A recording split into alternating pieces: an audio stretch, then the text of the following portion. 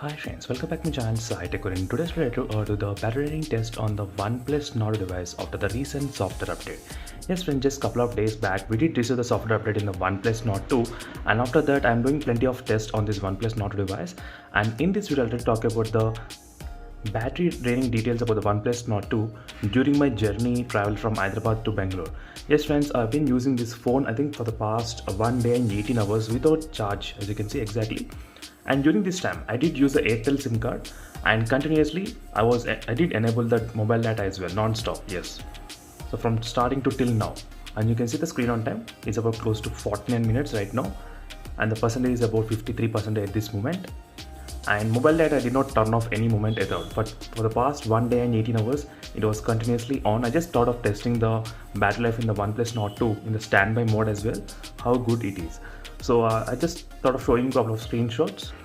As you can see friends, this is the exact screenshot when taken when the battery is 100% and before starting my journey on the 14th of August. As you can see clearly, 14th of August. And today's date when I'm trying to upload the video is of close to 16th August, as you can see friends. And overnight draining results, night time I did take the screenshot around 58% and with the mobile data turned on as well. And in the morning around 9 o'clock, as you can see, the battery dropped to 54%. I think during this time of close to 8 hours of time, it dropped by 4% when the mobile data is on in the OnePlus Nord 2 without using any kind of power saving mode. So in this OnePlus Nord 2, as you can see friends. So basically I did bring these phones to test about the battery life, about the camera as well, and the outdoor recording and all those details. And definitely I'll try to upload all the details on this OnePlus Nord 2 so in the next upcoming days by testing this phone.